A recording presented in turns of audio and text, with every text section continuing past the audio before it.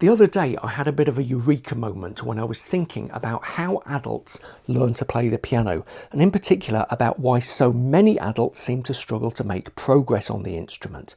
And it led me to come up with a really simple rule that I think will help you if you're having problems with your own piano playing. It's called the minute-to-minute rule. This all started the other day when I was making a podcast episode for my Patreon community. I was talking about some of the approaches they can take to make better progress on the piano.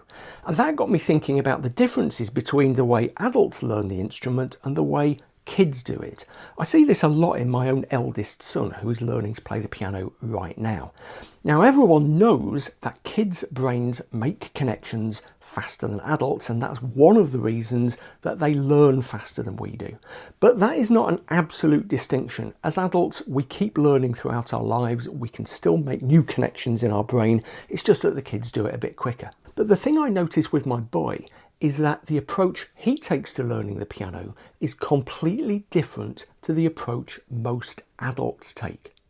I talk to adult piano learners pretty much every day of the week, and something I notice they do a lot is think. They think about theoretical stuff. Is that a 6/9 chord, or is it some kind of major 13th? Maybe I should learn it in all the different keys. Negative harmony, that sounds interesting. I'll spend 35 minutes watching a video on that. I understand that if I play a D minor 7 chord with a flat 5 and put a G in the bass, that functions the same as a G7 in the key of C major. But why is that? Adults love to know the reason why, and that's kind of understandable because they've spent their entire educations and their entire working lives learning that if they understand the principle of something, it helps them to do it better. The other kind of thinking adults do is kind of self-reflection or even rumination.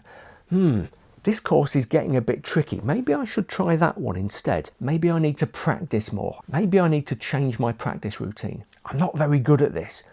Maybe I'm just a bit rubbish.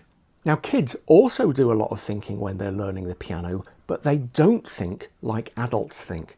If I look at my boy, then yes, he spends a small amount of time learning music theory, but most of the mental energy he puts into learning the piano is about solving the problem that is in front of him, right here and right now. He's working on exam pieces and scales. He knows what he's got to do. He just sits down and does it without thinking about the big picture. He's learning a bit of improvisation, but he doesn't want to spend ages listening to me. I'm his dad. Boring. So I tell him a couple of things and he sits down at the piano and tries them out right away.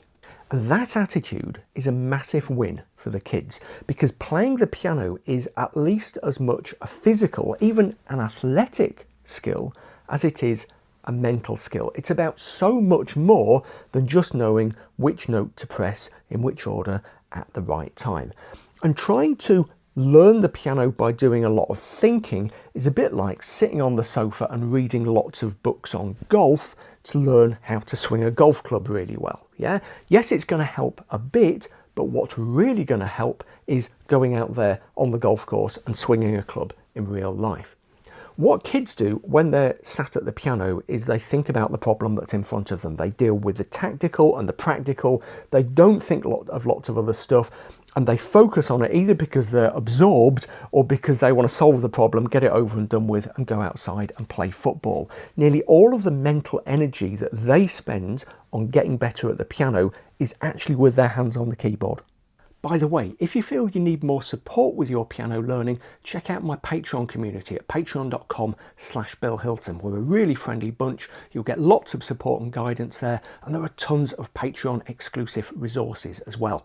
You might also like my books, especially How to Be a Better Musician, which is full of practical advice that will help you improve your playing. Check that out over at bettermusicianbook.com. Now, I think you can pick up some of the advantages that kids have by applying the minute-to-minute rule. For every 1 minute you spend thinking about your playing, whether that's learning theory or watching videos or wondering about how your practice is going, try to spend at least 1 minute with your hands on the keyboard playing stuff. And that might be hardcore practice, it might be playing around, whatever, as long as at least 50% of your learning time is spent actually hands-on keyboard, and ideally much more. If you can do 5 minutes hands-on keyboard for every minute of thinking, that's great.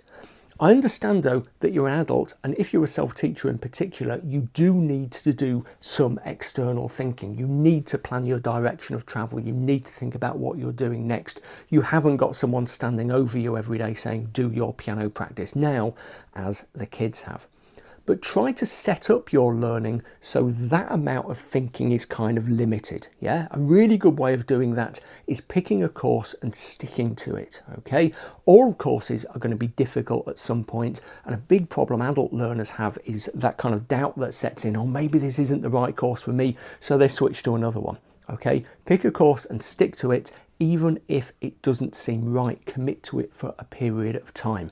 Reduce the amount of time you actually have to spend thinking in the abstract about playing the instrument in whatever form, and spend much more time actually with your hands on the keyboard like the kids do. Now, if you've enjoyed this video, check out my book, check out my Patreon, or go and take a look at this one, which is a bit of a deeper dive into some of the superpowers that I think adult learners have but don't fully appreciate. See you over there.